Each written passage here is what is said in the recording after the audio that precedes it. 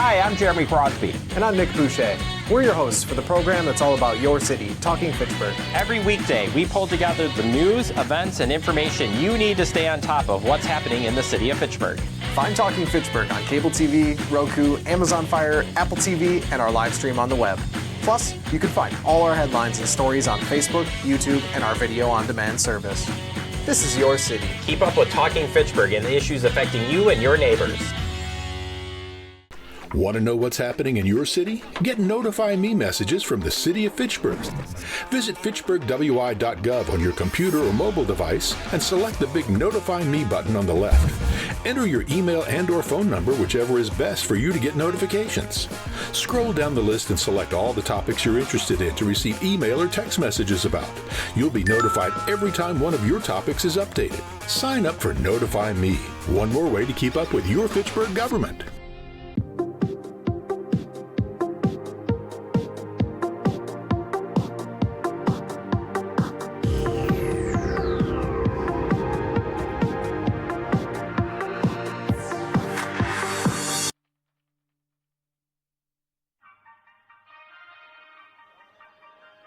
To the Plan Commission meeting for the November 18, 2025 meeting.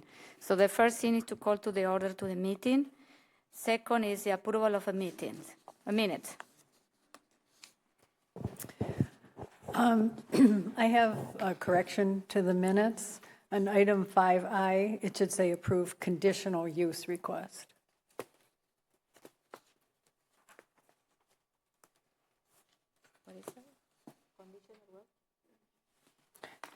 Item 5I. I don't have it here. I can't pull it up right now to see what it says, but it should say approve conditional use request. Request, okay.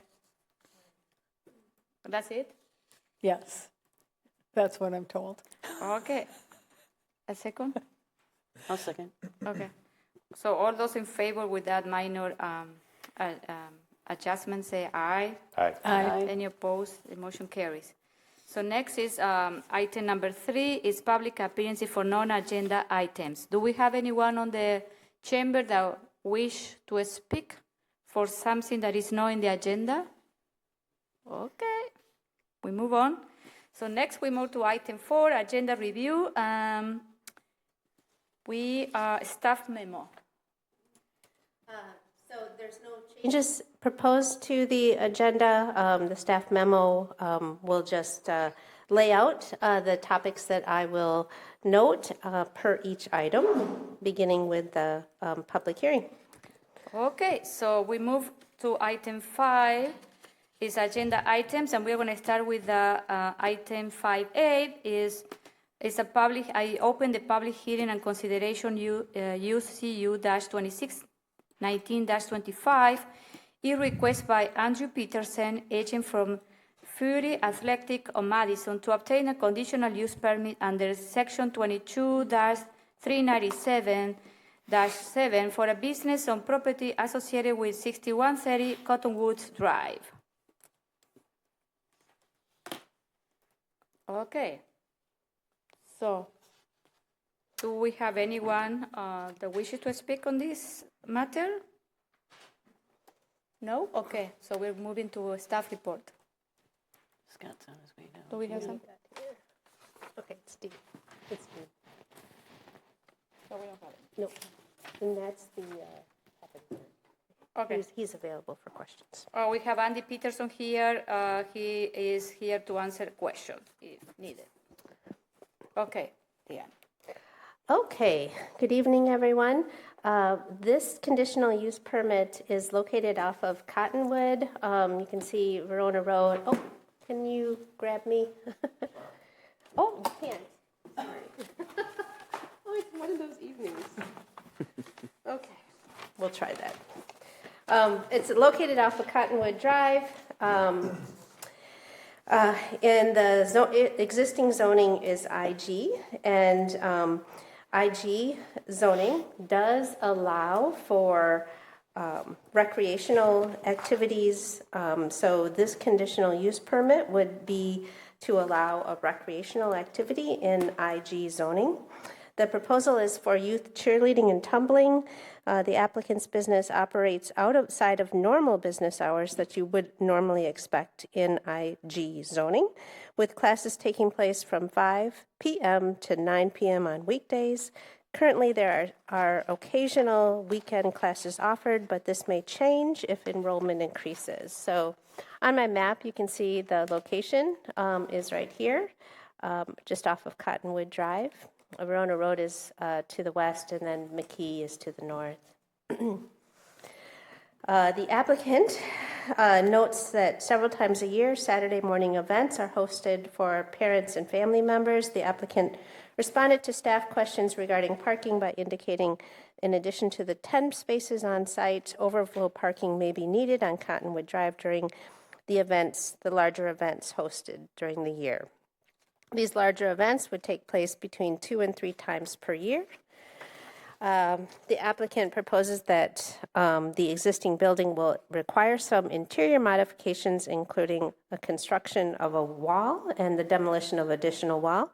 The applicant acknowledges that a building permit would be required for this use. There's no changes to the exterior of the building. City staff, more specifically the building official, conducted an inspection of the building prior to submission of the application for the conditional use permit to ensure that fire suppression and emergency exits were sufficient for the proposed business. So staff does recommend approval of the conditional use permit with the 8 conditions, and the owner of Fury is available to answer any questions. Okay, thank you, Diana. Any question, comments? I forgot to close the public hearing, so sorry. I do have Yes. something in just on the conditions that would be attached if we approve this. I know it was language lifted from the application, but I think there's it's a little confusing because it talks about special events, then and number 2, then number 3 it talks about larger events, which I don't know if it's the same, but it says that those would have approximately 40 persons, but then we say the normal maximum occupancy is 45 to 50, so I'm not sure why we have to pull out, the numbers for the special events and larger events. I mean, can't we just say maximum capacity occupancy is 45 to 50 and leave it at that? And it looks like the special events are also during the normal business hours. So I don't even know if we need to refer to special events. I agree. I think that is confusing.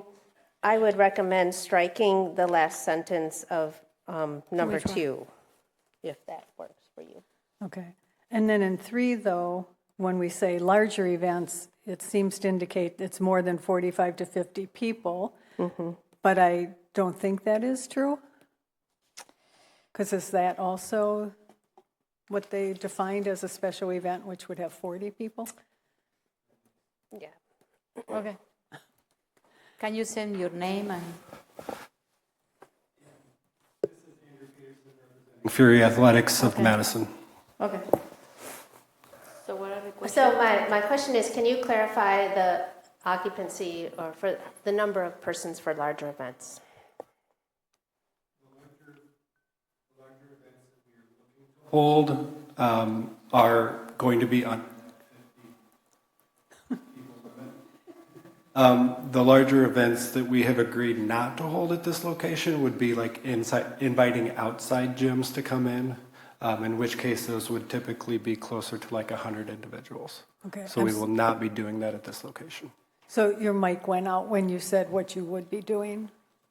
The events that we will be holding will be simply for our customers, being parents and children, and will remain under that 50-person threshold. So we should remove that larger Yeah. events are permitted approximately. Can we remove? Yeah, we can remove that one. Okay. Yeah, I duplicated. Because it's a major competition, events are not permitted. So. Yep. Okay. So what we are removing the number 2 We are removing special events are allowed with approximately 40 persons 2-3 times per year. We are going to keep it, or I think it's going to be the most clear. I think it's going to be clear because I'm kind of duplicating myself. So okay. I'm sorry for the confusion. If number 2, if we can just remove the special events sentence, the last sentence, and then normal occupancy of 45 to 50 persons, and then remove larger events approximately 2 to 3 times a year. And then major competition events are not permitted. Okay. I'll move to approve CU-2016-25 with those 2 changes for staff recommendations of 2 and 3. Second. Okay, all those in favor say aye. Aye. Any opposed? The motion carries. Okay. Well, the conditional use is approved. Okay. Okay. Item 5B. So the item 5B is a preliminary plat PP-26-18-25 requested by Michelle Burrs, agent from No Oaks Ranch, LLC, to approve a preliminary plat to create 168 parcels, including 141 buildable lots on property north of Lacey Road and west of Highway 14. So do we have any? We have Michelle online. Okay, and then Michelle. So, Michelle, do you want to share anything? Well, I don't have any paper. Hello? Michelle? Hi there. Hi. Hi there. Can you hear me? Yes. Yes. I don't need to share anything. The staff report is very thorough and covers anything that I would want to talk about. But I'm available to answer any questions. Okay, thank you. Okay, so let's go with the staff report. Okay. The parcels that we're looking at a preliminary plat is north of Lacey, north of Central Park Place. If you can kind of see my map, so it's these parcels here, and then this one up on the top. So it's kind of an odd-shaped, but I'll kind of walk through the plat, and let me just see. Okay. The existing use is just agriculture and environmental corridor. The zoning is smart code. So we do have a approved smart code Article 3 plan or a master plan that we have recently amended to accommodate this proposal. So those master plans are also known as Article 3s. They do not come to Plan Commission, but they are the guiding document. And staff has included a copy of that Article 3 in your packet just for reference, so you can kind of see what all that looks like. As you know, in Smart Code, it's a very rigorous code with very detailed requirements, and so much of that work is done, much of the review is done administratively by staff. Of course, land divisions do come to you. So staff believes that the proposal is consistent with the future land use, which is mixed use. What is proposed is about 79 single-family lots that would be alley loaded, very similar to Terra Vesa. All right, so much of the architect and even survey team, Michelle, have brought their skills from Terra Vesa, so the look and feel of this proposal will be very similar to Terra Vesa, both smart code neighborhoods. Approximately 44 single-family lots, that would be smart code, T4, that would not be alley loaded, lots of 23 mixed-use lots in T5, and when I say mixed-use lots, those lots can be multifamily, they could be commercial. In Smart Code, of course, we don't use our districts based on use. They're form-based districts, so a wide range of options there. There's one outlot dedicated for public use for the future transit station. I'll walk through those in a minute. And then additional outlots for open space and environmental corridor, 2 outlots dedicated to stormwater management, 3 outlots for parkland, and then one of those outlots serves as kind of the central park of the neighborhood, 2 outlots dedicated to stormwater, and 11 outlets that would remain private for private use. This preliminary plat is most of, but not the entire part of the northern section of the Nine Springs neighborhood. Lands in this preliminary plat are really between Highway 14 and the railroad tracks. So I apologize for my hand drawing. It was a little bit tight on time this week, but this helps to lay out the proposed public lands dedication.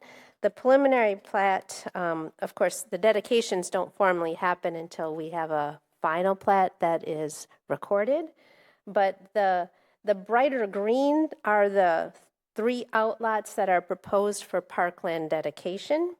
And I'll draw your attention to this outlot because this is that is the primary civic space for the entire neighborhood, which stretches all the way down to Haight Farm and Lacey Road.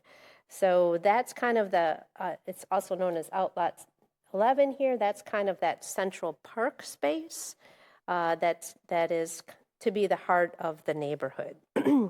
The developer will, in addition, if the parkland is accepted by Plan Commission and the Parks Commission, that would be at almost 8 acres of parkland. The developer would likely need to pay fee in lieu of parkland dedication because there would be some deficiency given the number of units here. So there probably would be a mix of parkland dedication and also fee in lieu of. The preliminary plat would dedicate another 5 outlots to the public. And so the ones in yellow are stormwater, multi-use paths, sanitary and environmental corridor in my yellow there.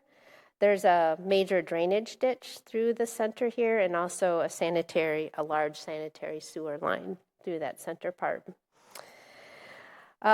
Outlot in the kind of olive green, those outlots would be dedicated for stormwater and environmental corridor. And finally, and then this outlot is partially wetland and just would be open space and environmental corridor, but it would be dedicated to the city.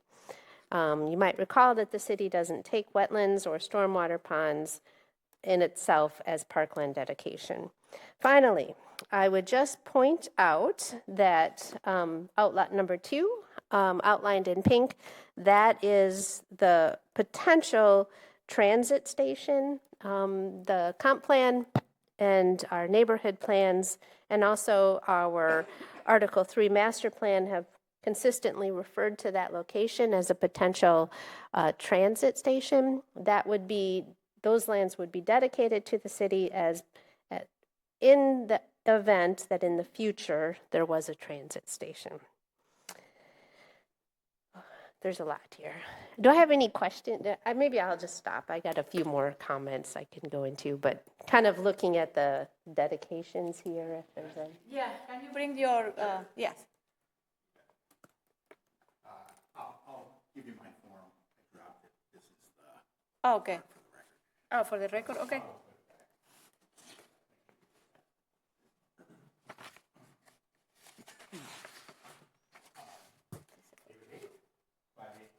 Woods Edge Road, and we're on the familiar territory of NR 103. So the text of the information in the packet indicates there are wetlands present, and it likely means that would be receiving waters of stormwater runoff. And I want to emphasize a couple of things that I haven't had a chance to emphasize before. And the first is that preliminary plats, both preliminary and final, are in the category of quasi-judicial proceedings, which means essentially that the discretion of the Planning Commission is very limited. So what you have is you have a set of criteria, you have a set of evidence, and you have to determine whether the evidence supports the conformance of the proposed preliminary plat with the requirements that are stated in law. And of course, as we've gone through before, we have section 24(2)(b)(5) of the city code, which says, no person shall divide any land, blah, blah, blah, without compliance with all requirements with chapter 24(2), and 5 says the rules of the State Department of Natural Resources relating to wetlands, floodplains, and erosion control. So there's no substantive argument that NR 103 is not a rule of the state DNR. It is. That's what NR means. It means natural resource rule. And so really, again, we get back to this issue of, so you have, in 5, you have the rules of the State Department of Natural Resources relating to wetlands, floodplains, and erosion control. Well, so this isn't a optional provision. So the way to read the law always is the plain meaning of what it says. And what this implies is that in order for the quasi-judicial process to proceed, there has to be an enumeration by the city of the rules of the State Department of Natural Resources relating to wetlands, floodplains, and erosion control. And then you have to determine whether or not this preliminary plat satisfies each of those identified rules of the DNR. That's just the way it works. It's not optional. You don't get to say, oh, well, we're not going to do that part, and we're not going to enumerate the things that are implied by that statement. This is a type of inclusion by reference of a law. And so, in this case, you have to make the plat contingent upon showing of compliance with NR 103, which can only be done by the Wisconsin DNR. Now, I don't have there wasn't, as far as I could tell, a delineation in the packet, so I don't know exactly where or what the quality and location of the wetlands are. So I can't comment any further, but the law is very simple. It requires that you follow the standard of the law. Thank you for listening. As always, I appreciate it. Thank you, Dave. Okay, so questions. I have a couple of questions, but I don't know. Are you done with the whole report, or we can? I guess I would just like to bring out 2 quick points here. There was a tree preservation plan submitted and included in your packet per the requirements of the 2023 ordinance. A total of 216 desirable trees were identified, and the engineering team reworked their grading and their lots to save and preserve as many of the desirable trees as possible. Primarily, those desirable trees are located in the outlots 7 and 20, which are dedicated, which are proposed to be dedicated as parkland. A total of 15 desirable trees would be removed within roadways and grading limits. 3 of those trees were in poor health. Staff notes that as part of the development process, the developer would be required to provide street trees every 30 foot on average along the street. So that works out to be hundreds of new trees being added in this development. And then staff also notes that in this, I'll end my talk at my later this evening, the preliminary plat does not conform to some of the requirements of SMART code. And there are some specific things that staff is recommending approval on condition of those changes. Staff is proposing some changes to SMART code for consideration by Plan Commission and Council in December and January. So specifically, the applicant is looking to have more flexibility in the lot size. Right now, the maximum lot size is 300 feet in T5. That can be challenging for some types of development that might be larger mixed use with multifamily, Thinking about some of the lots along East Wash where you have a large building, mixed use, with commercial on the front, on the first floor, the 300-foot can be really challenging. It's also very challenging when we look towards underground parking too.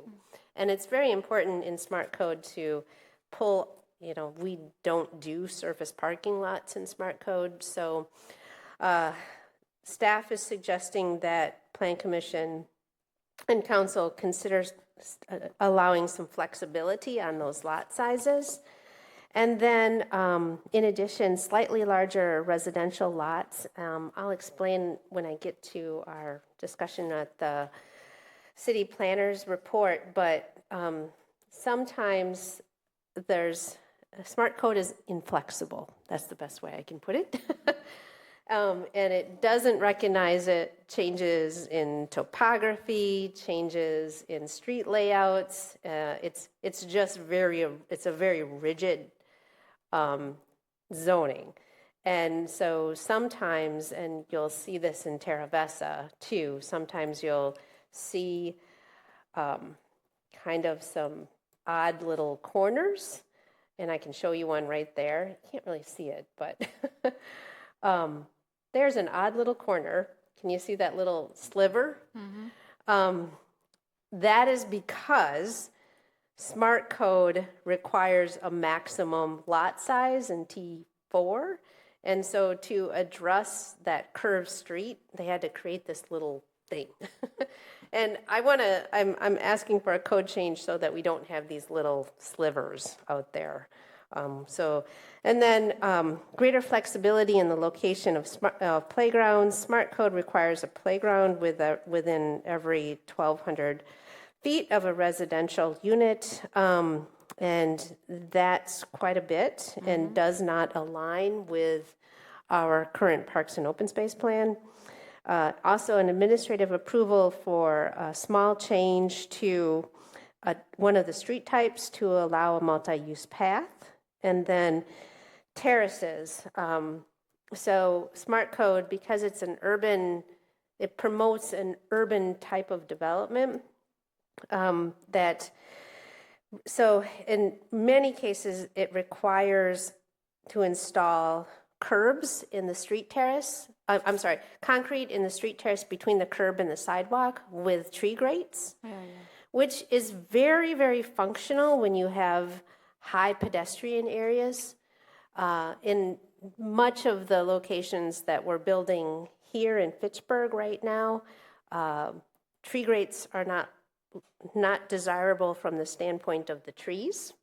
They're not desirable from the standpoint of the city forester, and it brings in extra headaches for long-term maintenance for our public works staff. The tree grates in Wisconsin tend to get kind of tippy-toppy. So finally, staff's asking for a consideration of a code change to allow a bit more flexibility. I strongly believe that tree grates are very important when we have high pedestrian areas. And we certainly did that on Lacey in front of, on Lacey at the commercial, you'll see those tree grates, but in other areas, it's not very practical, is what I would say. So, staff recommends approval with 16 conditions, and I will try to answer any questions. Okay, so my first question is, so you want, providing you some flexibility with the code is to remove the terrace? This is what you want? Yeah, remove concrete. Concrete? Remove concrete and tree grates from the terraces in areas that do not have a lot of pedestrian. Okay. Yeah. Okay, good. Okay. I have a question about the in page, I don't know what page it is. It says, I don't know which page. It's page number 3 in the memo. When you have all these bullet points. The last one says 11 outlet will remain private for alleys or private use. What for? That's a good question. So the alleys in this development would remain private, and that's very similar to, and that's exactly the same as what was done in Terra Vesa. So those outlots would remain private. And then in some cases, well, maybe Michelle can give me a little bit more. There's some smaller little outlots too, that the developer is going to use for their own development. I think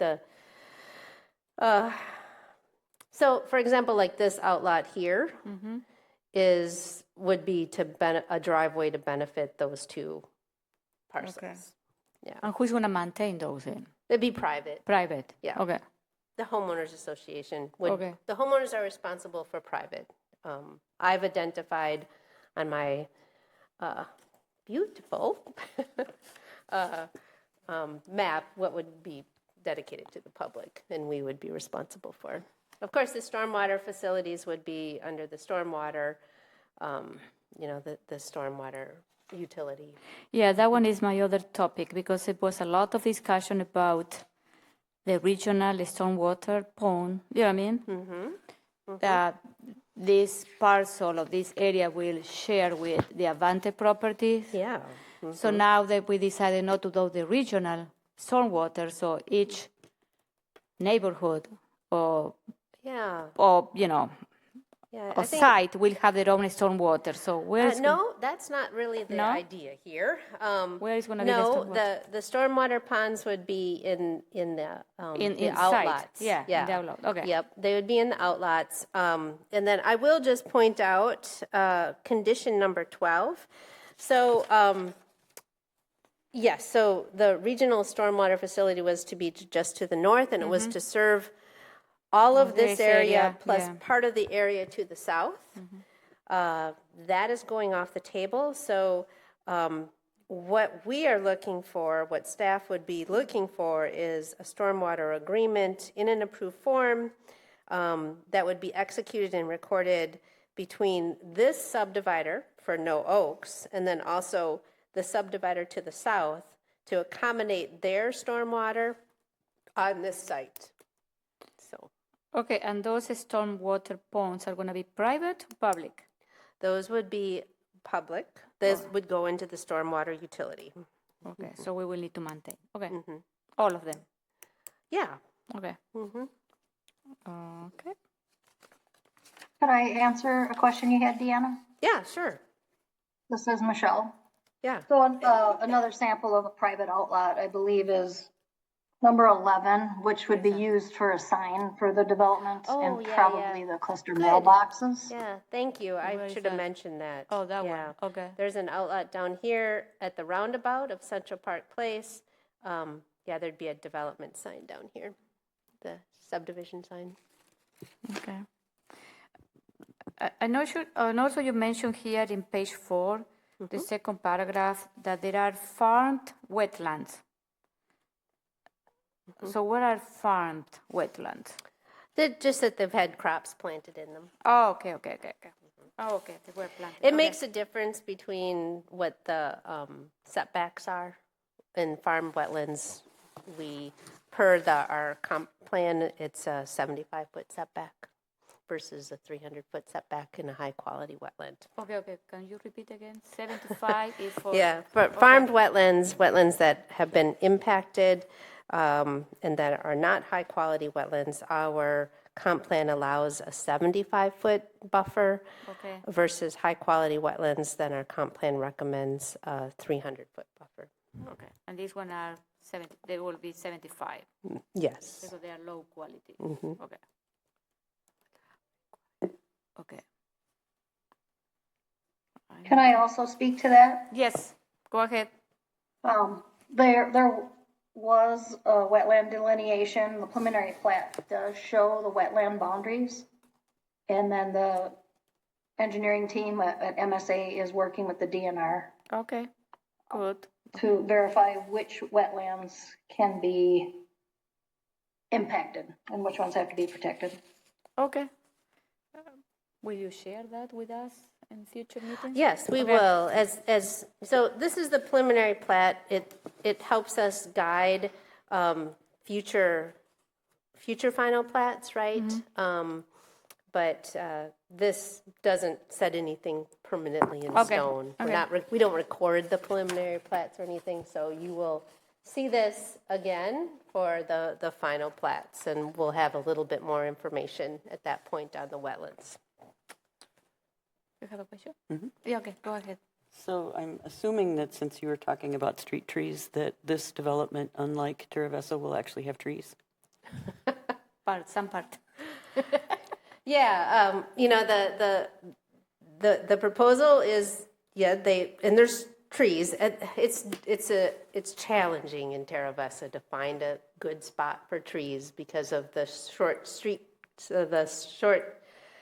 grid. But that we're hopeful, and certainly the whole interior part of the neighborhood will be a lot of trees in the middle. But with getting rid of the concrete terraces, will there at least be terrace trees? I mean, Yes, there yeah. are no trees in Terravesa. Yeah. And I think, it's great and it's popular and people that live there love it. But to me, a neighborhood needs trees. Yeah. I'm sorry, it just does for shade, for mental health, for, shade. It's just, I'm just hoping that we will have trees in this neighborhood. No, I was surprised that, that they only have to remove only 15 trees, you know what I mean, in this Oh, I'm glad site. about that too. Yeah. Right, but I just think that you need trees where people live. Oh, no. Yeah, and yeah. where the kids grow up. So, I agree with you. sorry. Any other comment? Shelley? I just want to make sure I understand your staff recommendation conditions 2. So are these issues that you are hoping Smart Code will be amended to allow, are they currently in the preliminary plat? Or we're just forecasting what will be needed for the final plat? No, they're in the preliminary plat. Yeah, that's why it's a condition. You're Okay. approving on condition of approval of the code changes. If the code changes don't go, then we would, if the code changes aren't approved, then we would have to come back and do a new preliminary plat. Okay. Can you explain in page 4, when you mentioned about that, the requirement for playgrounds within 1,200 of every residential unit that's not aligned with the parks and open space master plan. What do you mean by that? It's just a very small, that we don't put that many playgrounds in. In a smart code. We don't right now. Okay. Yeah, we're not meeting that requirement right now. That would So be you- would be a lot of playgrounds. No, I in this know, and this is neighborhood. my concern. Yeah. You know what I mean? Like, Yeah. how many new parks we are going to build here, because then you have to Yeah. maintain and, or Right. can we build a big park in the center of the neighborhood with a nice playground and tree? There is a lot of tree, there is a lot of green environmental corridor. Yeah. So You know what I mean? I think you're on something. Here's my map of how it's laid out right now. Yeah. Sorry. This is the map of how the proposed parkland is laid out right now. There's 3 proposed parcels. Yes, okay. In that bright kind of green, and those would be the 3 parcels dedicated to parkland. And certainly, I think staff would foresee that there would be probably a playground on the north side and then a playground on down here. Okay. But if we had to do the playgrounds every 1,200 feet, we would probably need 5 playgrounds. Yeah. Right, and I mean, the reason, I think the sentiment for that when this was developed was that, we were venturing into a time where we were looking at really small lots and a whole lot of density, especially comparative for the time when that was developed. And I think the idea is that, kids aren't going to have a yard to play in, so we don't want them to have to walk a super far amount to get to a place where they would be out of sight of the kitchen window. The whole idea was that your kids could go outside, they could go to the playground, and you could stand in the kitchen window and do your dishes and wash your kids out the window. So they wouldn't have to go far away to get outside and get some exercise. And that was why there were so many that were so close together. Oh, okay. But, times change. Steven. Just a question on the northwest portion. I'm looking at like Saddle Up Avenue, Bronco Street, and Arena Avenue. It looks like the topography changes quite a bit there. It changes all over. I know kind of pretty well what this property looks like, because doesn't it? I mean, obviously we're working through that big ridge in the middle, but I'm just wondering, looking at that, it looks like a very steep hill, and I'm just wondering, given like what is planned there, does that actually make sense? Just so that I'm clear, these. Nope, sorry, northwest. Over there, yeah. So you see like right there, like lot 19, 20, 21, like looks like it's a really big hill across like 3 lots.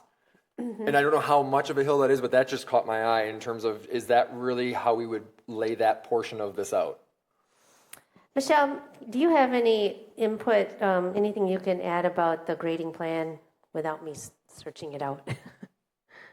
The proposed grading plan? Okay. I don't have that. I think I may have submitted it, Yeah, but I didn't review it. Prepared by MSA. Yeah, I think,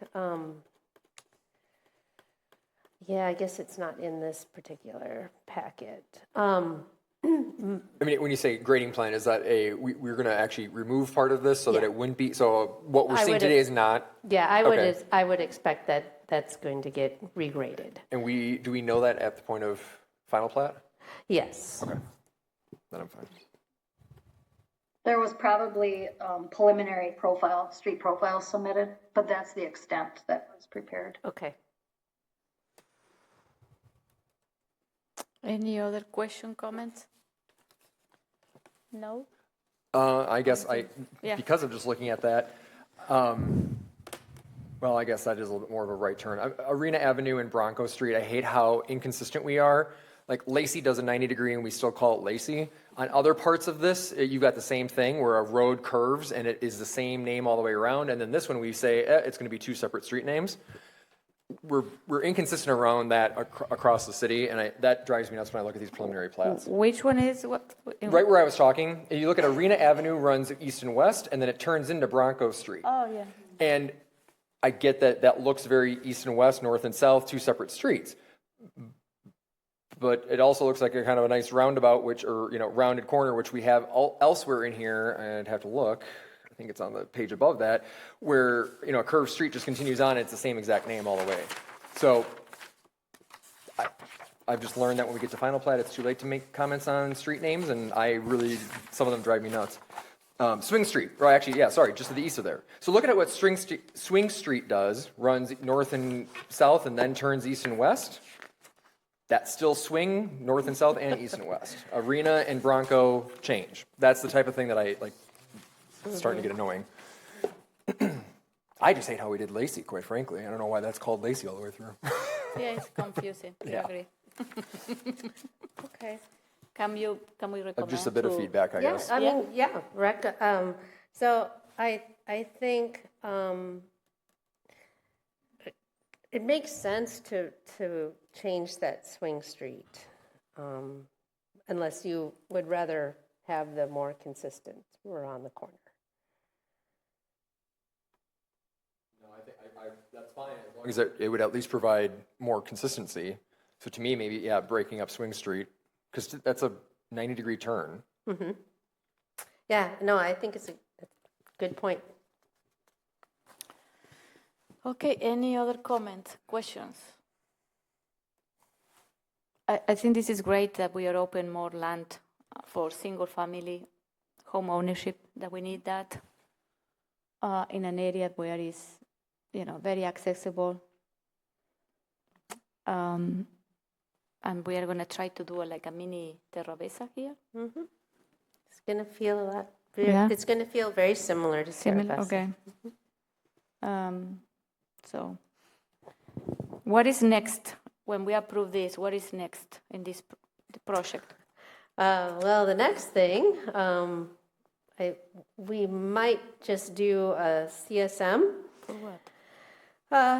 To create this lot, here at the bottom on the roundabout, in order to move forward multifamily development sooner than later. But hopefully we would bring the first final plat in January or February to you all.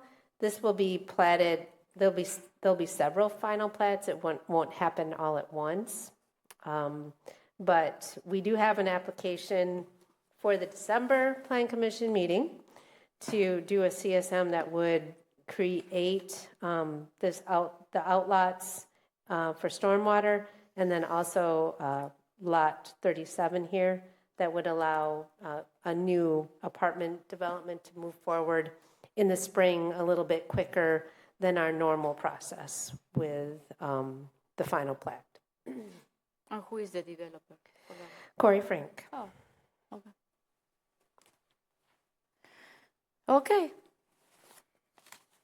Who's gonna move it?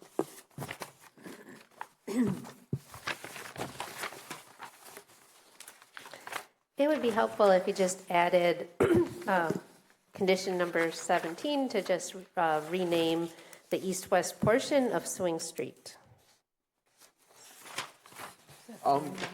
17? Yeah. Yes, please.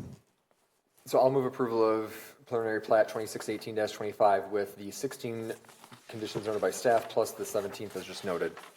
Second. Okay, all those in favor of preliminary plat 26-18-25, say aye. Aye.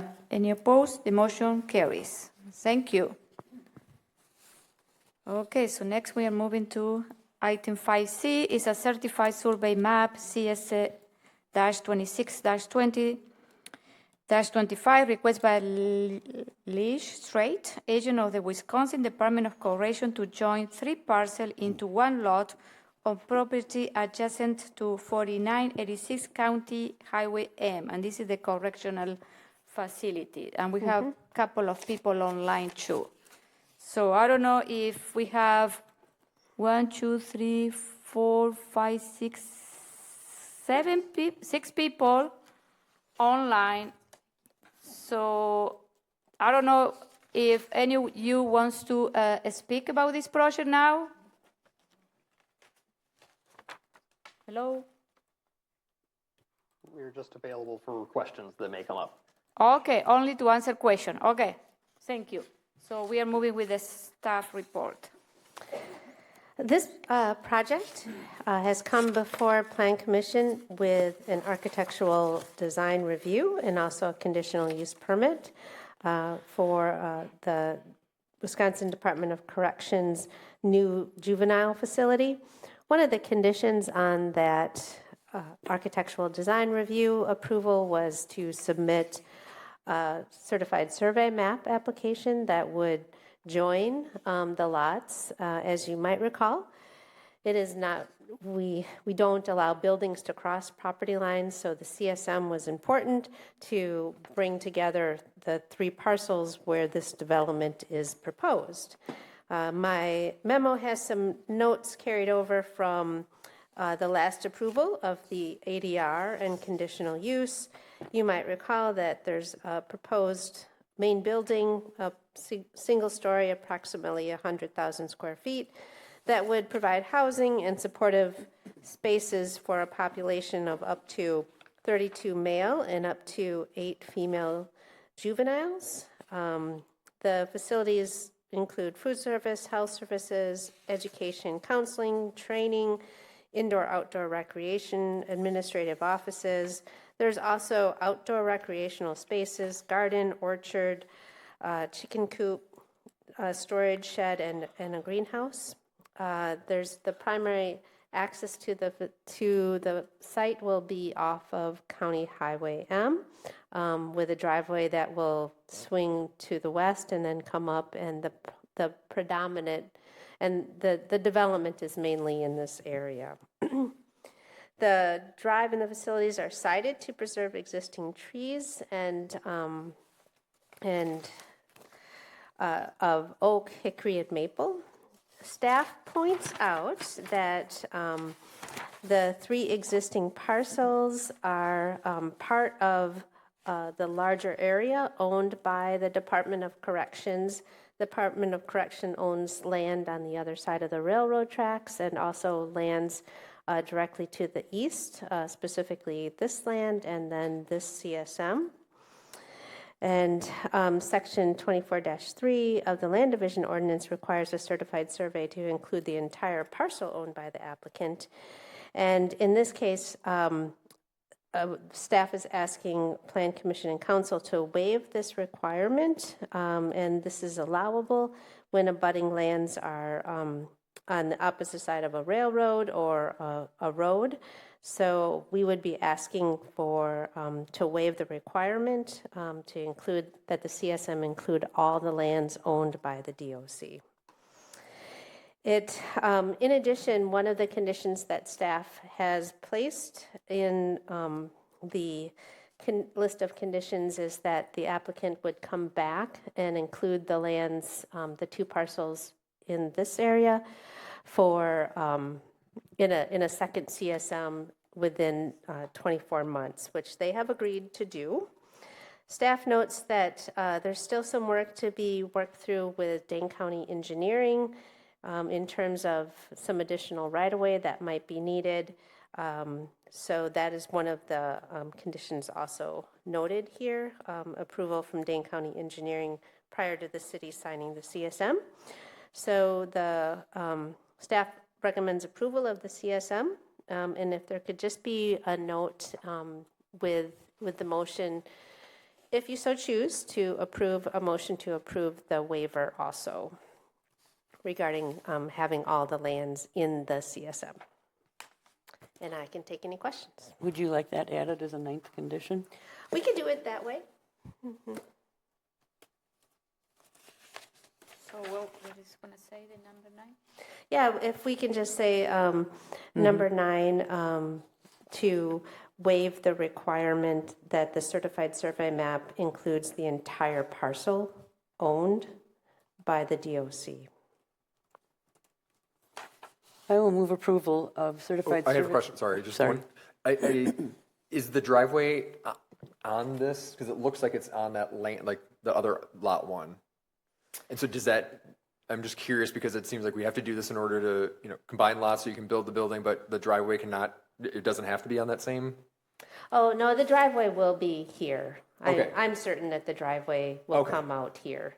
It does swing The detail back A around. looks like it's outside of that right now, so that's where I was confused. That is a driveway on the neighboring parcel. So that's not the one that's, okay, thank you. That won't be used to serve this new development. Great. Okay, so who's going to move this? I'll move it. Okay. I'll move approval of certified survey map CS-26-25, a request by Lee Strait, agent for Wisconsin Department of Corrections, to join 3 parcels into 1 lot on a property adjacent to 4986 County Highway M, with the 8 conditions as noted in the report, plus the 9th condition waiving having the entire plat on 1 lot. Is that how you want that stated? Or Yeah, yep. as stated by staff, I guess would be. Yep, that's great. Okay, who's going to second? Zach, okay.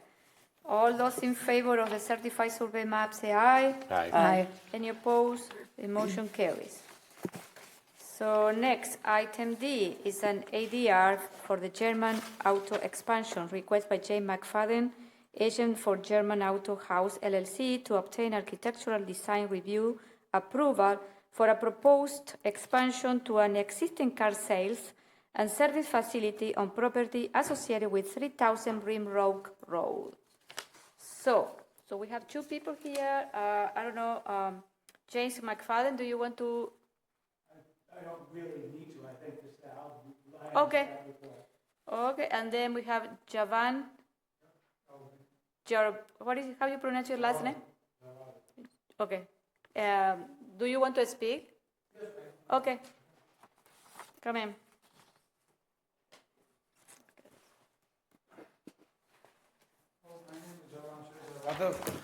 And the people call me Javan generally. Okay. We do like to get the building height higher, roughly 9 feet higher than previously, because we do need the space here for storage. So that was the idea. Okay. And currently, so we do have the containers there.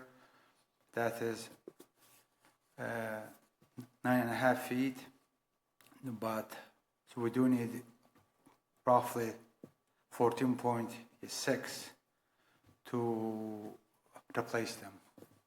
So that's why the height here gone up a little bit. Okay. And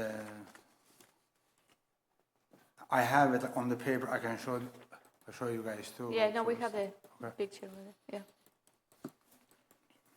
Anything else or no? No, currently no. Okay.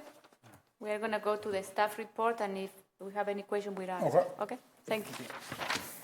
Okay. Okay, so Plan Commission reviewed this ADR in actually last November, exactly 1 year ago, in 2024, for a new building that would house that would be for repair and storage for German Auto. That was approved at approximately 31 feet. And the applicant is returning to Plan Commission with a change to increase the building approximately to 41 feet. The footprint of the proposed building will remain the same. There are some slight modifications to the site plan, but there's no concerns from staff on those slight modifications. So it's a significant change in the height, and so staff just wanted to point out a couple of different things. First of all, this is zoned business highway, and that zoning district permits the building height of lesser of 42 feet or 3 stories. Therefore, the proposed building, the taller proposed building does meet the zoning requirements. And then also, as an architectural design review, this comes before Plan Commission for consideration of how the exterior and the building fits into the surrounding neighborhood, the architectural appeal. So I provided a few notes about what we look at when we look at an architectural design review. The increased height of the building would accommodate, as Javan noted, approximately 19 to 20 foot height ceiling mezzanine that would allow for storage racks for his inventory. He noted that there currently are containers that he uses for storage as part of his business, and so allowing the extra height would allow him to store his inventory in the building and not in the containers. So similarly, in the November 2024 approval, applicants requested some relief on the side setback to the street. The proposed building is just a 10-foot. Staff does not have any concerns with that setback. The proposal details some additional plantings on the outside of the building. Exterior staff requested additional landscaping with the taller building. So the lighting plan does require some revisions on the lighting on the north side of the property line. So staff staff is providing with 15 conditions if so approved. Thank you. Any questions, comments?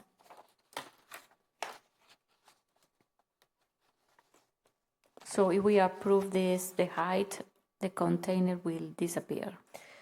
Actually, I hope I put a requirement in here that the containers would go away. Yeah? Okay.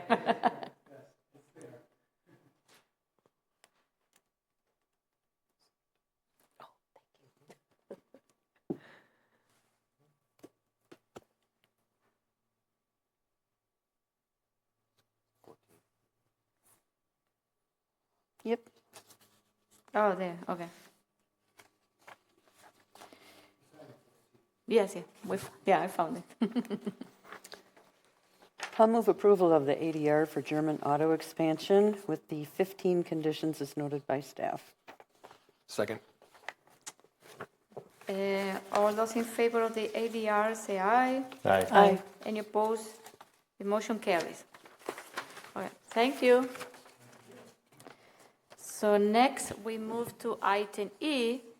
It's a pre-application for Irish 1855 residential development request by Ron Class, agent from Irish 1855 LLC, to obtain a pre-application review for a proposed residential development on property described as Outlot 2, CSN 14487, and Notre Dame Drive and Quarry Hill Drive.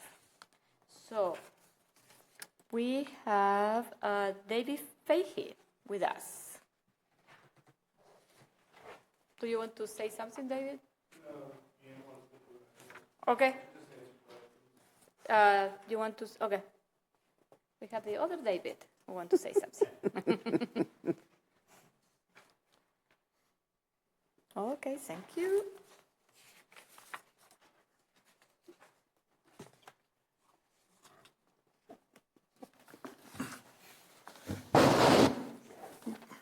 David Haight, 5855 Woods Edge Road. Would it be possible to give just a really brief description of what happens if this is approved? It's not clear to me what. We are not approving anything about this. We are. This is a discussion item. Okay, great, thanks. Yeah. So, perfect. So I don't believe that you have had the opportunity to hear the results of the stormwater study that was conducted that cost about $1.1 million. So under the MS4 permit, the city is required to clean up all of the streams within the city. And the main issue at the moment is starting in Dunn's Marsh and then all the way out through Nine Springs Creek. And all that is polluted with excess phosphorus. It also has significantly too much runoff, and it's eroding the stream banks, causing channelization, lots of problems.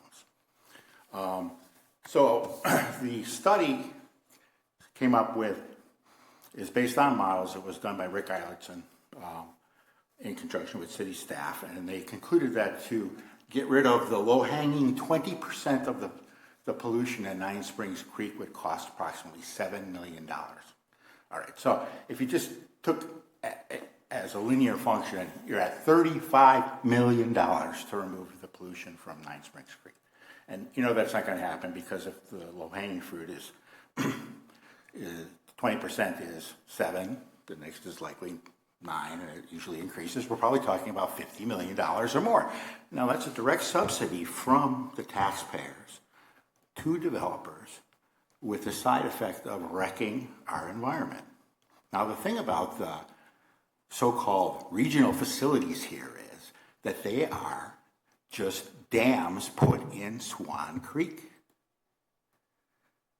So when you say you're using and Swan Creek is now polluted for phosphorus. 2018 it was declared so. And I will send out some pictures because we've had really bad problems with runoff from development in the particular area that we're talking about here.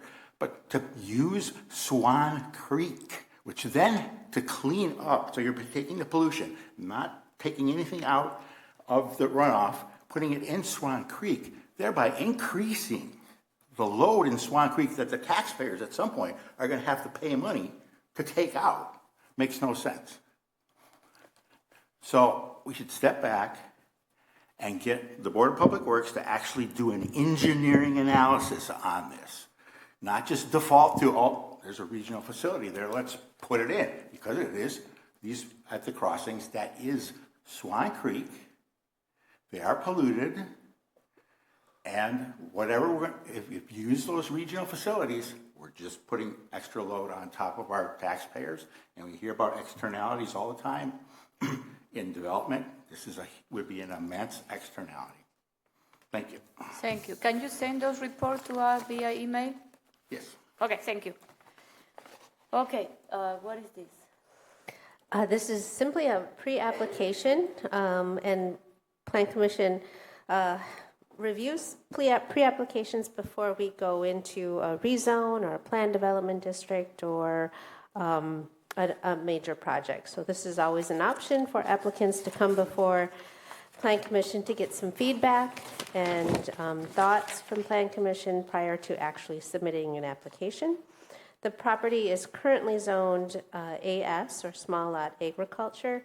It's actually this parcel that is located south of Lacey Road at the stub end of Notre Dame. The proposal would bring Notre Dame through and then also connect Quarry Hill Drive to Notre Dame. So that's kind of what you're seeing here. Notre Dame would come through and connect, and that has always been planned.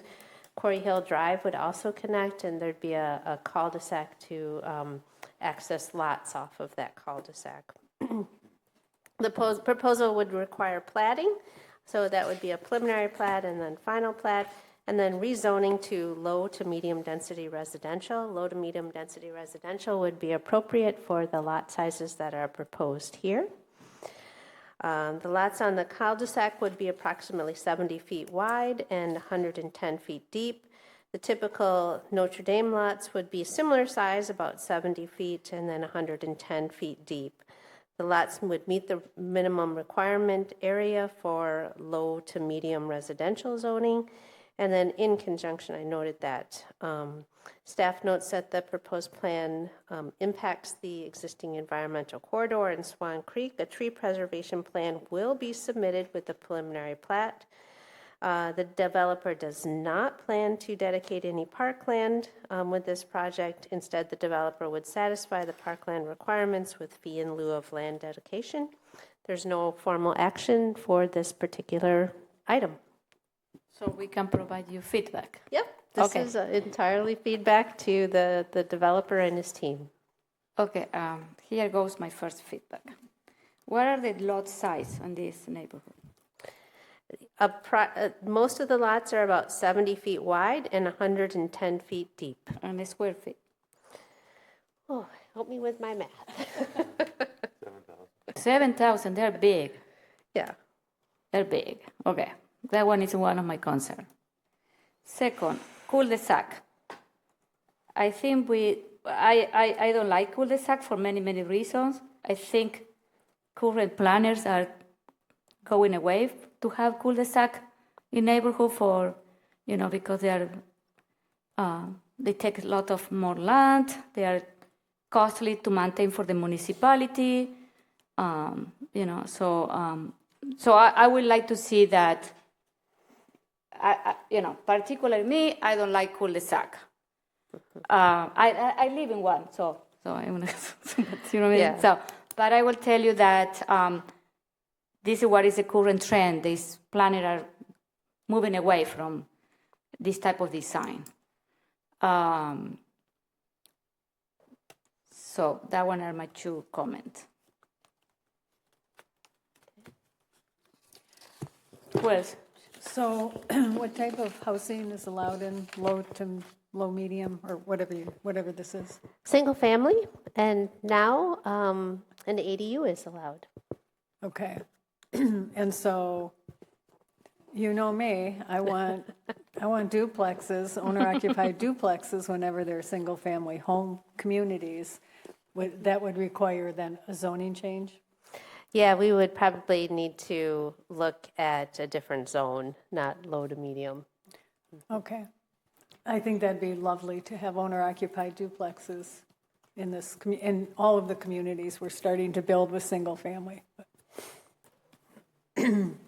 I would say that while I agree that complete neighborhoods are important, this is already part of a neighborhood that already has those components. And I think that we should probably be careful about making sure that we are providing a full range of different types of housing styles. We aren't building a lot of lot sizes like this anymore. And I think there still need to be some of these built because people have to, in order for people to move up and start at the bottom, there have to be places for people who want to move up to, or who need more room, who want more space. If we just keep building everything small and everything's the same, we don't have any movement in the market with people moving out, moving up, moving down. We don't have ranch house. That one is something that is a high demand in Fitchburg for people like they want to move from, a 3,000 square feet home, empty nester, so you want to go to a ranch less than 2,000 square feet. You don't find that type of housing in Fitchburg, and it's in high demand right now. You talk to any realtor, and they're telling you, what do we need, and they say ranch. Right, and a ranch house takes a bigger lot. Yeah, but not 7,000 square feet. Well, it depends how big. I mean, if we're going to have homes at all price points, we need to be able to build new homes at all price points. No, I mean, I agree. if you have people in a starter home that are living at the corner of Seminole Highway and Lacey Road in those townhouses there, if they want to move to a bigger house with a bigger yard for their kids and their families, I don't think we can exclude that as a type of housing. And this is such a small development. It's not like this is an entire huge development. This is a small infill. And I think if you look at the lot sizes around it, when you look at up here, if we've got, and cul-de-sacs, I agree with you, they're not great. But they're also very desirable for some people. So I think, from a price point standpoint, from a property tax revenue standpoint, I mean, there's a lot of advantages to doing that. And I just would like to see variety. And I think this is just like the one we did in, is it Oak Meadow? Where we had the little infill one where we did some bigger lots. I think we just need to, if we can scatter them around, I think it's good to have variety in our products. So I like it. I have a question about, do you remember when we built the Notre Dame, that there was a lot of concern from the people from the crossing about erosion? How this is going to affect them? Or that one is going to come in the next, you know what I mean? Yeah, I don't have any background on that. I can definitely take a note and see if I can learn a little bit more, but I'm not familiar with the erosion control, the erosion issues with the crossing.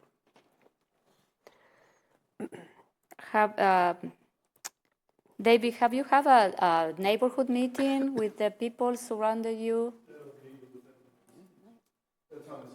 Oh, okay. So, okay.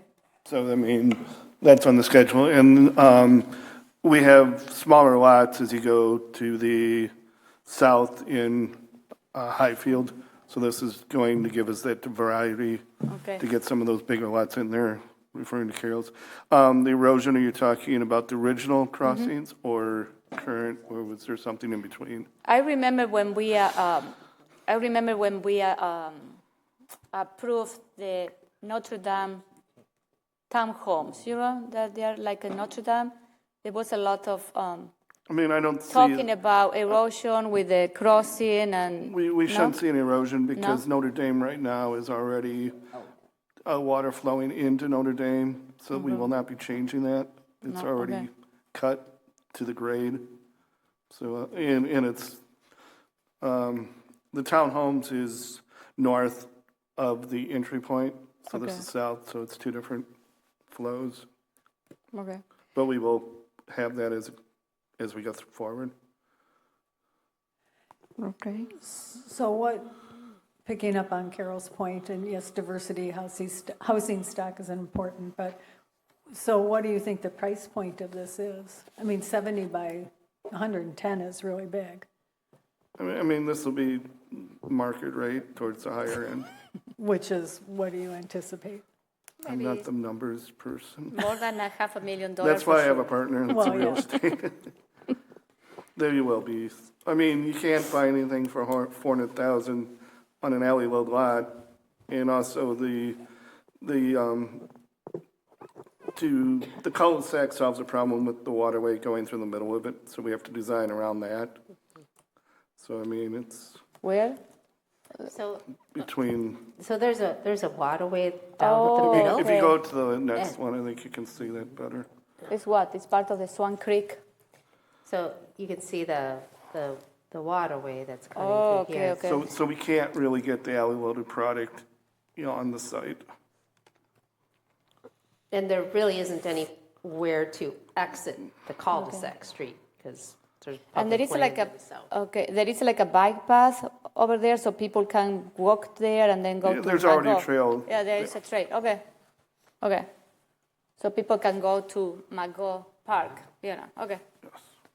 So these are like fifth of an acre lots roughly, right? What? The bigger lots are only about a fifth of an acre. Yeah, I think, not, Gotta be more than that. 43, 560 acres in a lot. You gotta take the street out. So yeah, I think these are about 5 to an acre. So they're about the size of the lots in Belmar Hills. Similar to Jamestown. Fahey Fields. I mean, these are not big It lots. seems like it would be bigger. No. They will be the same builders as Fahey Fields, probably. Yeah, It you're allows under us, a fifth of an acre.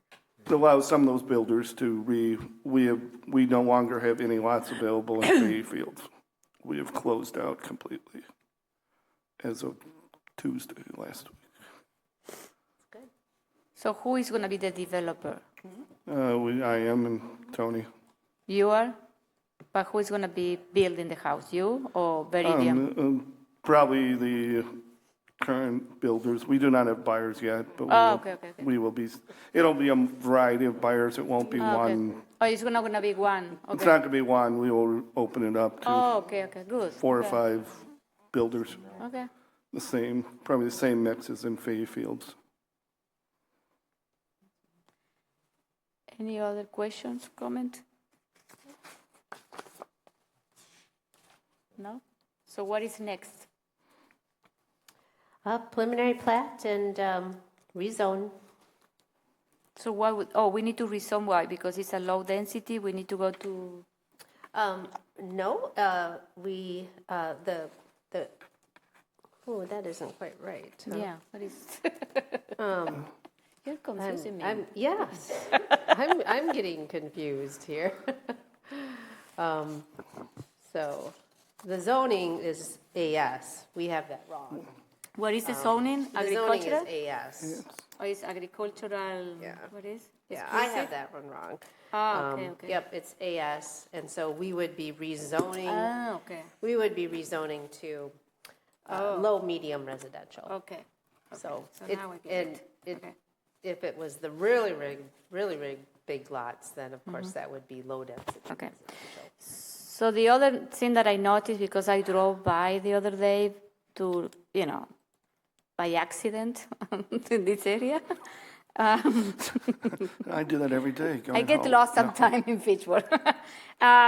So there are plenty of tree in that site. We've already done the tree survey. Will be part of the preliminary plot. Okay, good.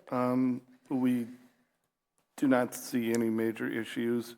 Most of the desirable trees are on the outside of the lot, so they should be saved, and we don't plan on touching those. The ones between the Fahey Glen, the utilities are already on the back side of that, so they should be able to service the lots with the utilities, so that should not disturb those trees. And so we've already done our tree survey. It just needs to be finalized based on the lot layout. And so you cannot change the cul-de-sac. It will be, the preliminary plot will be basically what the design is. We lose too much. To put a street through is not for the 13 homes. Why you cannot keep that open to the bike trail? There's already And you houses. can add more. You can add maybe 1 or 2 more lots. There's already houses behind it to the south. So You want to tear down a house? Well, can you give us a nice multi-use path to Where is the house? somehow make a connection down to the path here? Yes, we can add that in. What? I just asked him if it would be possible to have a multi-use path. So I think one of the issues with a cul-de-sac is connectivity. Yeah. And so if we can establish a reasonable multi-use path connection from the end of the cul-de-sac over to here, I think that would be a good. We'll have to look at the gradings. Yeah, you'll have to because it's tight. I can see depending on how, maybe you'll have to give a path between the lots. Define a path, can be a cow path. Explore your options, huh? Well, but this is what it is today, is we are providing feedback, and I am providing feedback. You know what I mean? Like, yeah. I don't like the cul-de-sac. I thought the fire department doesn't like the cul-de-sac. No. And it's costly for us, municipality, to maintain those, to, plow those, but I am using another hat. So, okay. So when are you thinking to start building there? Well, I think we have to, ideally we'll be on January's for the next phase, because I think we had to submit yesterday and we didn't submit yesterday. We can't submit before we have comment. And then come back and get through the process by March, May, and start the first phase this summer. Oh, you're going to build it in phases? Yeah, we'll divide it into 2 phases. Which one is going to be the first one? Probably Notre Dame, Okay. because the utilities come from that direction. So if you didn't have the cul-de-sac, how many lots would you lose? You'd lose at least a third. A third of that side, Why? you're saying? Well, to get the road through, you cannot, can we pull up the overall map? So there's already the storm pond in the houses that run along Mary Drive. So how do we can't connect through that we don't own.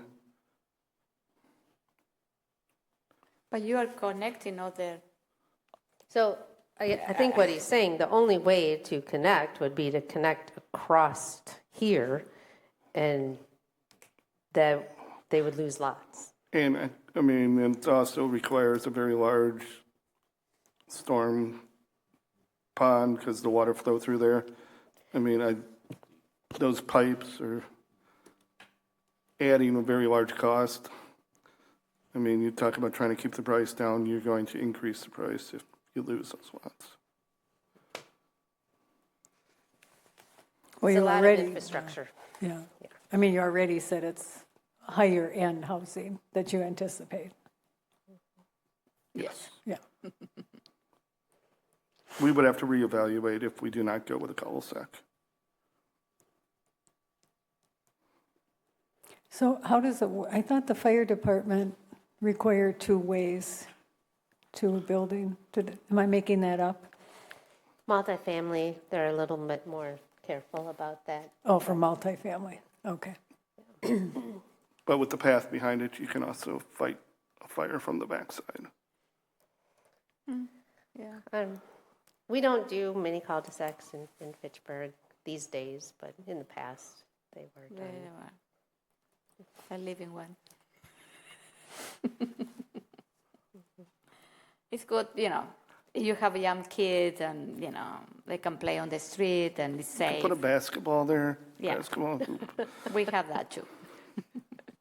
But the more I learn about cul-de-sac, about the cost for a municipality and maintain connectivity and all of that, I am using my mayor hat now, and so that's it.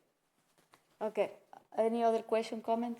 The way I look at it, it's one cul-de-sac in an infill development that puts great use to land. Oh, yeah. And I think he put a lot of thought into how to get as many lots as possible into this area. And, I understand. Cul-de-sacs aren't fun when you're going to visit your daughter who lives in one, too, and there's nowhere to park when their driveway's full because there's nowhere to park on the street. But I think in this particular instance, this isn't an entire development full of cul-de-sacs. It is one cul-de-sac. I think will survive. That's my opinion. Yeah, yeah. I can live with that. Okay, any other comments, question? No? Okay, so thank you. Thank you.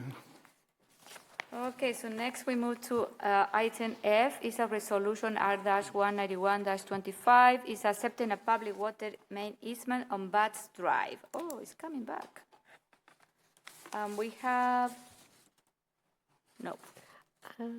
Jody is online. Oh, Jody is for from the F and yeah. Jody's representing G. Mostly G, but yeah, Okay. I think she might be able to speak Both, yes. Okay. if necessary on F too. So you might recall both of these are coming to you related to the CSM that was done a couple of months ago, and what that CSM, it'll be a little easier to see if I go and bring that up. Oh, it's coming back. So we're over at Sub-Zero, Commerce Park Drive. Buds Drive is also north and south.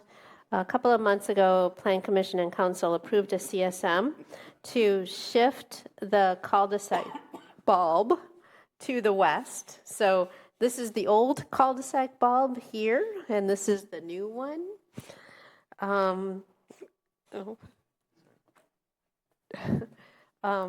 And so in order for all of this to work, Public Works needs a public water main easement along Buds Drive. There is a water main easement along Bud Drive. So the 5F resolution 19125 would be accepting that public water main easement.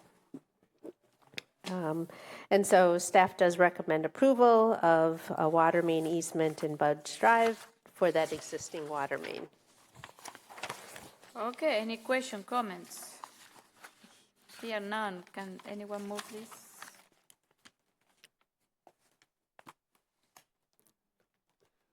Move for approval of resolution R-191-25. Second. All those in favor of resolution R-191-25, say aye. Aye. Any opposed? The motion carries. Next one. And so 5G is also related to that. This is actually vacating the old cul-de-sac bulb, vacating that so that those lands would no longer be public right-of-way lands, but would return to Sub-Zero. So it would be just part of Sub-Zero's land. So that's what this resolution does. It approves the discontinuance and vacation of that portion of Basswood Drive. Staff does recommend approval. Okay, any question, comments? Here none. All those in favor of I'll move for sorry. approval of resolution R-196-25. Second. Okay, thank you all. We we didn't vote. Oh, sorry. Who's second? I did. Okay, all those in favor of resolution R-196-25, say aye. Aye. Any opposed? The motion carries. You will miss it, Zach. Okay, and next one is a new one. It's a direct referral. It's a resolution Yep, this one is a direct referral Yeah. to Plan Commission, and this is for electric utility easement for the new police services building. So there's just a tight turnaround so that they can get this. MG&E needs an easement so that they can provide the electric service for the new police services building. We are not going to have electricity. I'll move approval of resolution 220-25. Second. Second by Stephen. So all those in favor of resolution R-220-25, say aye. Aye. Any opposed? The motion carries. Thank you. We are at the end of the items. And then we move to number 6, is report from department. We will start with the Agricultural and Rural Affairs Committee report. Okay, we met today, and, excuse me, apparently Bike and Ped Committee wants to do a bike tour of highlights in the city, and they connected with AG to see if there could be some rural sites, rural stops. So I think the committees are going to work together and have a tour of sites, noteworthy sites in urban and rural areas of Fitchburg. And apparently, we used to do that maybe over 10 years ago in the rural areas where there were some stops, and so they're going to resurrect that.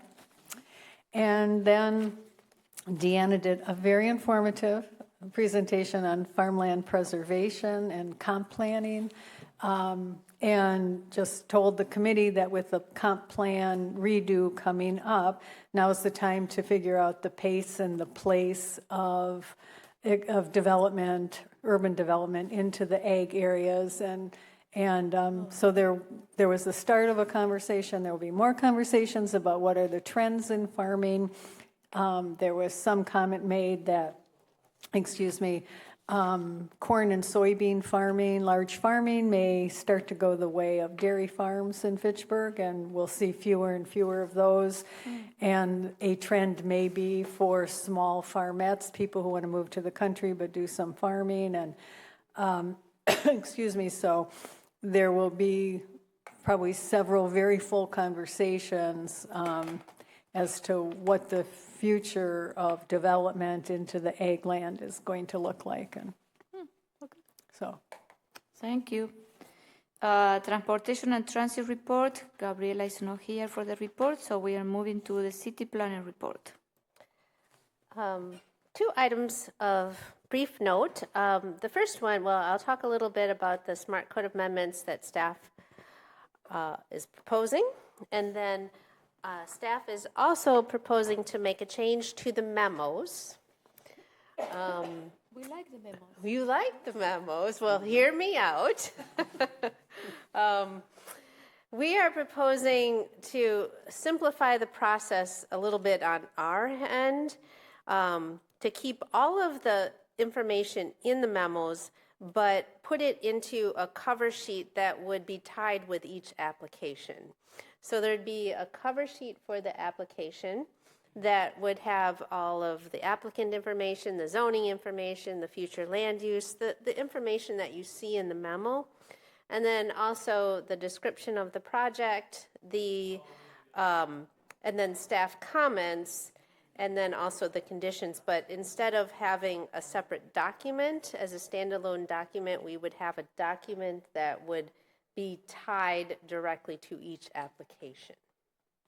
Do you have a template? Well, we're working on that. We don't have a particular template at this point.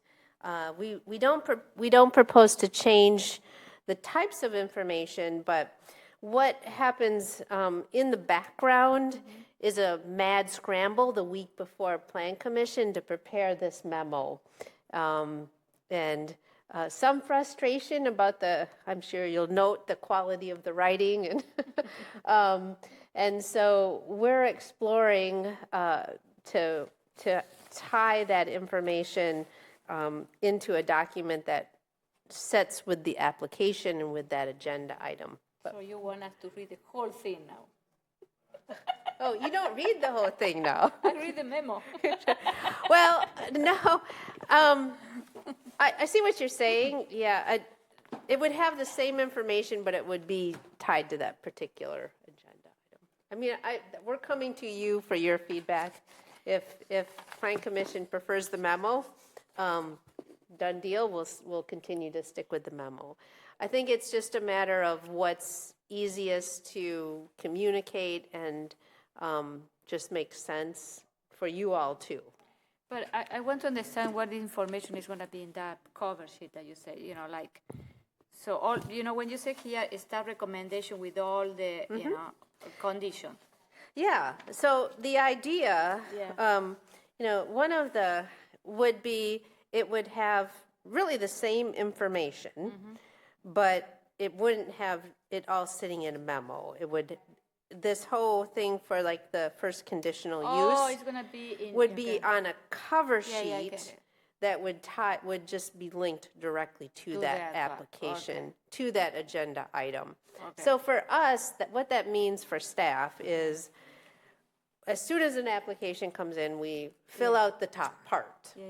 that has all of the background information, the zoning, the future land use, and then we can start filling out the background information, application description, even kind of ahead of that time. And as we're reviewing, because staff does an initial review, of course, and sends feedback and comments. So this could allow us to kind of develop our ideas, and you can kind of follow along with us as we're going through our review process. And then we could even have, right now, of course, what we do is we provide the staff comments as a separate document in there.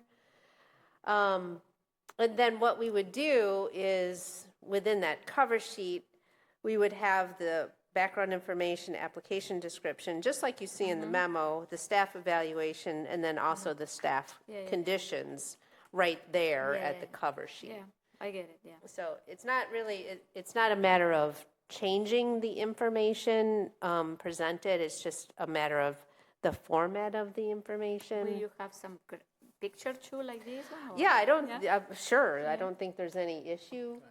Oh, yeah. It was your idea then? No, this I'll is Deanna's idea. I think it's a good idea. If we tie it to the agenda items like the referral sheet, and when we're looking to put it to council's agenda or ag and rural affairs, it's going to be a lot simpler that way. I think oftentimes Deanna will just have to manipulate the memo as it exists now. And then also if we need to recall a project, that's going to be a lot easier than to just find that approved project or that agenda item. I was going to say, you're going to feedback, I have feedback. I was just going to say, like that, if it is linked to each individual item, or if it's going to be like in a PDF to have that chapter, so like, so I can easily just click to it. What I want to avoid is that it's a 200-page, and I have to scroll through to find each one, right? None of us are going to want to do that. If that's the case, then have an intern copy and paste into the existing document.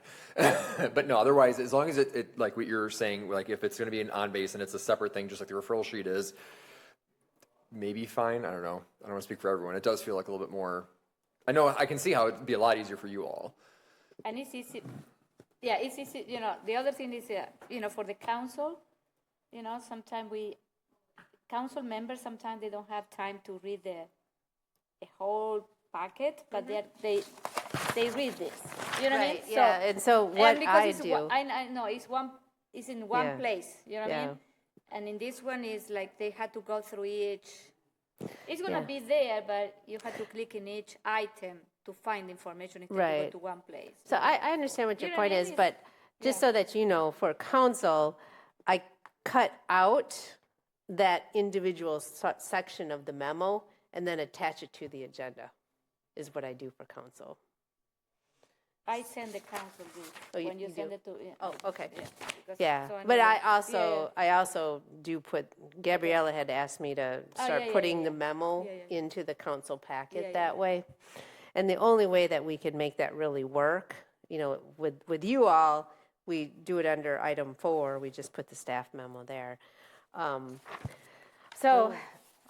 think. I mean, if in general, Plan Commission likes the memos and they're helpful, we can continue to do it. We were just exploring some options. We can pilot. I think probably the nicest thing about it is having the conditions right there. So like when you're ready to do the motion, you can go and look through the conditions. That's and a good point. That piece of it, I was just trying to figure out if there's a way you could consolidate those into the agenda, but I guess we don't want to do that either.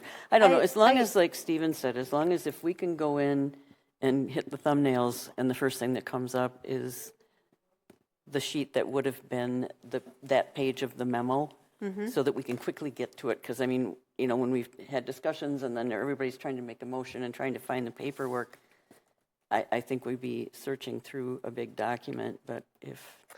Yeah, that's a good point. If it can be thumbnailed really well, I think it would work. Let's staff, we'll continue working through some options. Well, we can pilot 1 month. The other thing I think you could look at to save time is, as much as I do read most of it, I don't read all of it, the packet, and I don't think anybody does. We're not looking at cut sheets for lighting. Yeah. We're not looking at, 18 different maps for something. If you would want to look at maybe paring down what goes into the packet in itself, Yeah. and then maybe if we're looking ahead and we have a question and say, hey, can I see the stormwater map, or can I see the contour map, can I see the landscaping map, then maybe somebody asks you for it so that you don't have to put all of that stuff in a separate document. Or you have it with you, and then if we have discussion here, you Mhm. put it, you know what I mean? Yep. Okay. I mean, I think that's a good point. The packets, even for us, are unwieldy. Yeah. Mm-hmm. Yeah. Yep. Thank you for all you do. Yeah. No. Okay. Good feedback. Just want to talk briefly. With the preliminary plat, I did mention that there's a handful of smart code changes, but there's a few more that staff's been considering. So just wanted to walk through those here, so staff can take any feedback and thoughts before we get too far into working through the amendments.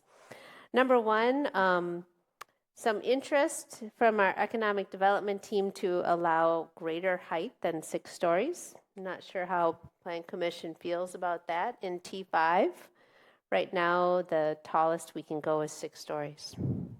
Mm-hmm. I am okay. Okay. All right.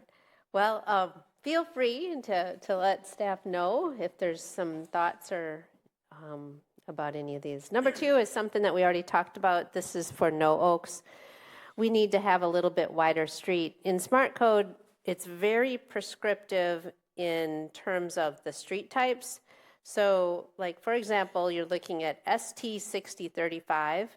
So that means it's a 60-foot right-of-way, 35-foot curb to curb. So what that means is it doesn't allow an extra 5-foot space so that we could have, if needed, a 10-foot wide multi-use path. In order to build that in Smart Code, I need to make a change in the Smart Code. Then this just goes back to having Smart Code is great, but it's very prescriptive and just doesn't fit everything that we need. Clarify the passages. The passages, you might recall, came up in Smart Code when we were working on the LifePoint building.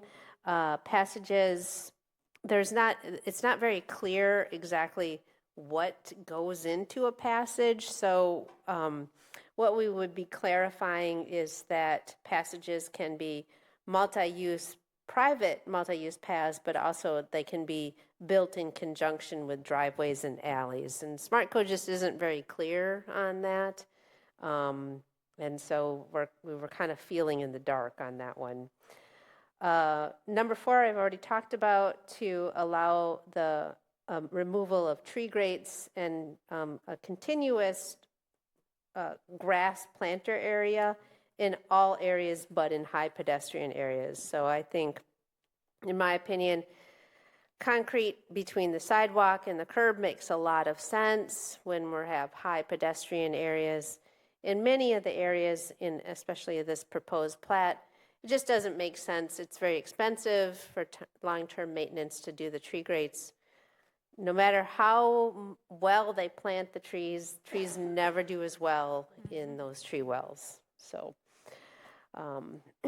then we've talked about also the playgrounds. That Smart Code requires that 1,200-foot radius, which is great, but just a realistic long-term cost for installation and maintenance, long-term upkeep for the city to have that many playgrounds is just not practical these days.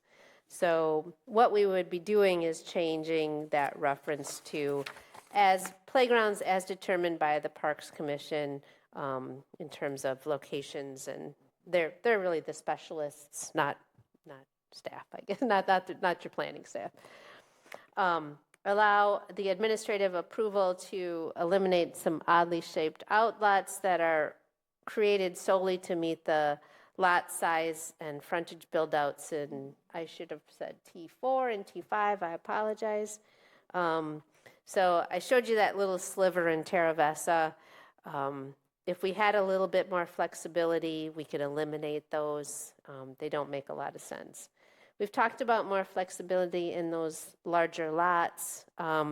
This would be done, I don't think I mentioned, it's not that we're going to allow bigger buildings and bigger, uglier buildings, but in terms of putting in underground parking, in terms of just the practicality of construction, in some cases a larger lot is necessary. That will not be sacrificed in terms of that architectural variation, right? So that we don't have long expanses of building. Staff will be also looking to make sure that it feels like much less than 300 foot in terms of the building architecture, in terms of the setbacks, in terms of how the building actually looks on the site. Sorry if I'm like going on and on. This one, we've run into some issues with the setbacks, and probably Dan can talk about this a little bit more. On curved streets, buildings are square, and they run into problems on meeting the setback requirements. Smart Code also has a minimum and a maximum setback. And so it can be very, very difficult on a curved street, which I think are very attractive and work well in our neighborhoods, but trying to fit the front of a building between that minimum and maximum in some cases is impossible. I'll just say that. Right now, just want to do a clarification. Number 9 is a clarification in SD1. In Smart Code, we have now 3 special districts, or SD1, SD2, and SD3. And it's not very clear, especially in SD1, that hospital medical clinic is permitted. SD1 is where Life Point is being built right now, and SD1 is also all of the hospital lands directly to the south. And so this is more of a clarification to say, yes, hospital medical clinic is permitted as a use in SD1. What is SD2? SD2 is I'm blanking on the name, but it's Research Park. So it's the research, tell me right across from Avante. Shine, yes. Yes. Oh. Shine is SD2. But SD2 means because it's business. No, it's just SD2 is. It's a special. It's just special district 2. Yes.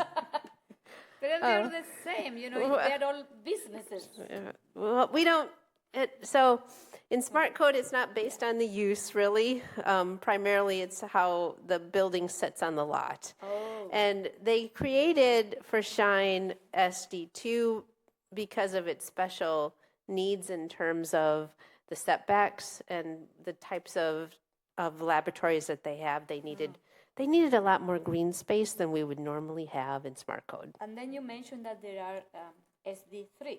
There is SD3, and that's where SESTA will be. They created SD3 for SESTA in Terra Vesa.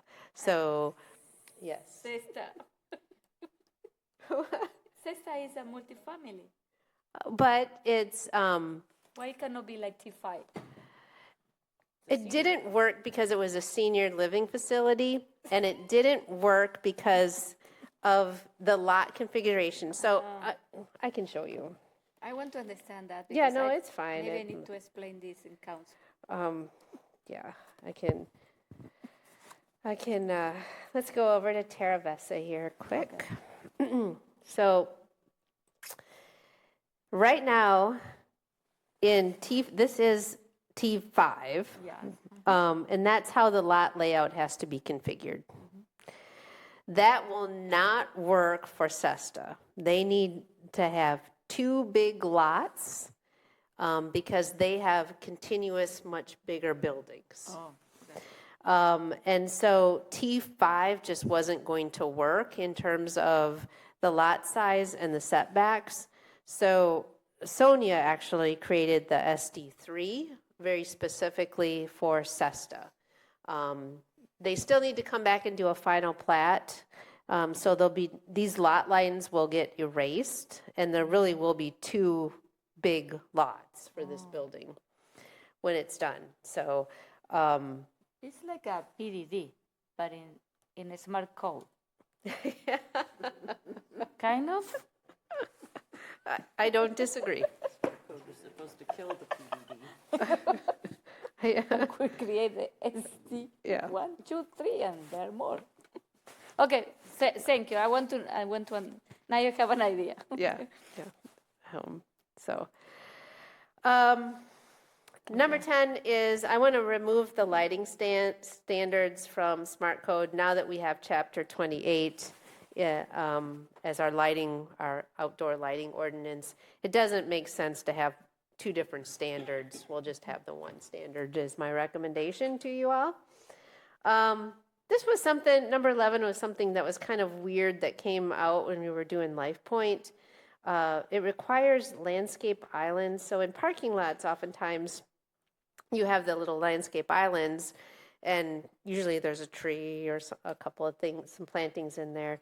And the code right now doesn't allow any landscape islands except at the end of drive aisles. And I'm not really sure exactly what that thinking was, but in some cases it makes sense to have landscape islands in the middle of a row of parking, not just at the end of the drive aisles. So it's just kind of a cleanup that is, tell you the truth, I'm not exactly sure, but I think it makes a lot of sense for us to have a little bit more flexibility. I think the parking lot islands can be an important feature in parking lots. So this would just give us a little bit of flexibility. Actually, number 12 is needed for Terravesa, the 5th edition, because we've proposed some T3 lots, some larger lots, but off of alleys. And right now in T3, there's like a 20-foot rear setback, so it doesn't work to have the T3 off of an alley. So we would just allow T3 on an alley is all that would do. So with a little bit smaller setback. And then this one has been a fan favorite of some of the developers right now. And I think that, and this kind of ties into allowing more flexibility with the larger lots in T5. Right now, the building front plane, so the building facade, cannot vary by more than 18 inches, which on the surface is kind of good, but if a multifamily wants to have patios and have those inset, it's not allowed because those inset for patios might be closer to 36 or even 42 inches. So having a little bit more flexibility on that 18-inch, especially on a bigger building, could allow more. I mean, 18 inches is not very much on a big building. So we would be proposing to allow a little bit more variation. I think we don't want to have 10 feet, because then you don't have the street frontage that you want to create. But on a larger building, 18 inches just isn't very much. So probably more like 3 or 3.5 feet, I think would be a little bit more reasonable in terms of variation on that front facade. So yeah, just a few.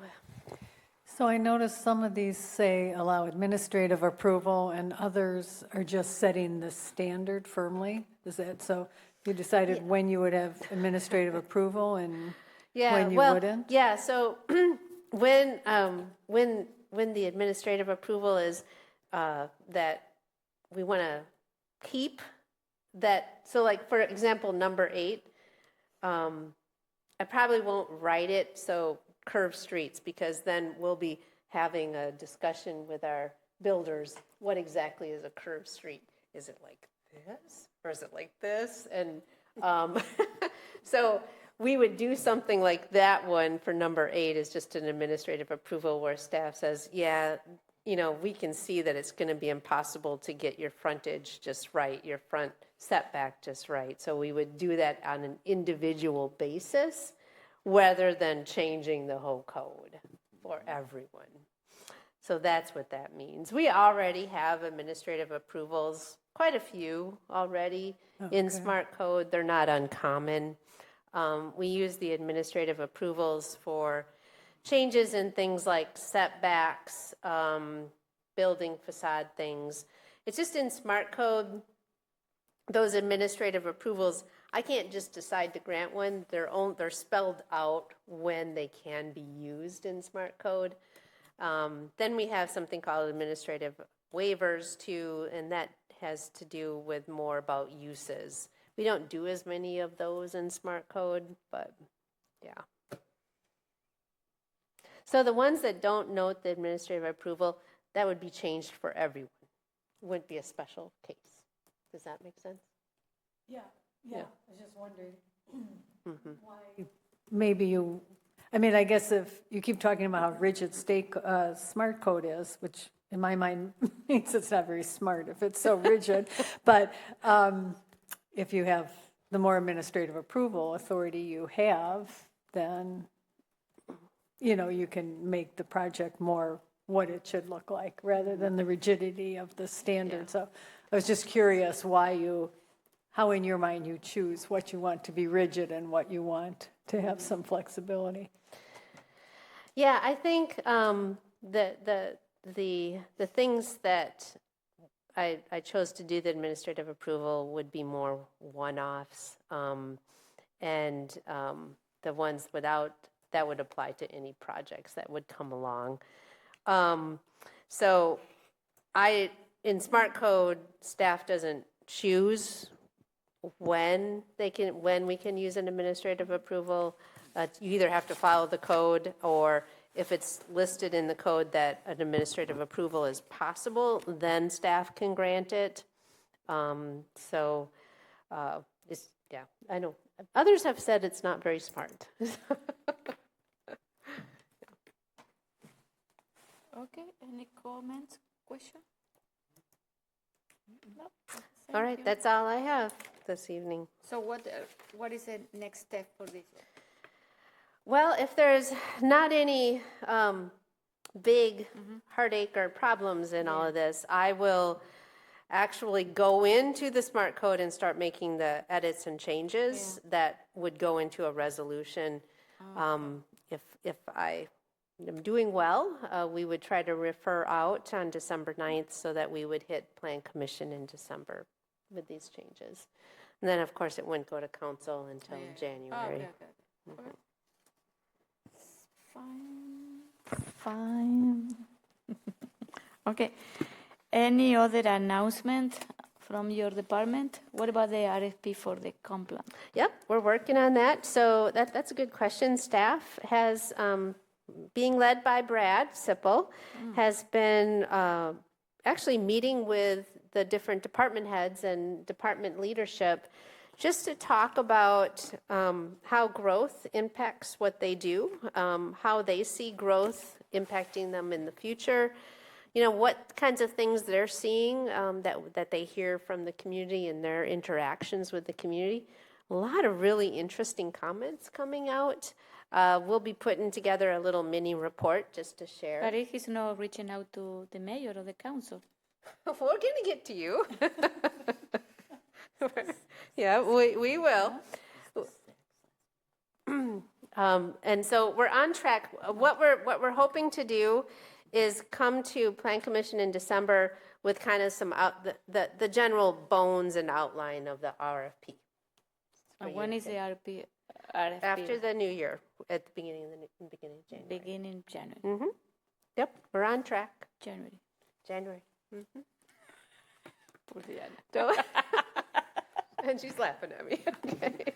All right. Okay, anything else from your department? Nope. That's it, okay. So, Zach, when is your last day? Next month. Next month, so you're coming next month? I might be virtual. Virtual, okay, okay. I will be planning on it then. Okay, no, I want to be sure that. Okay.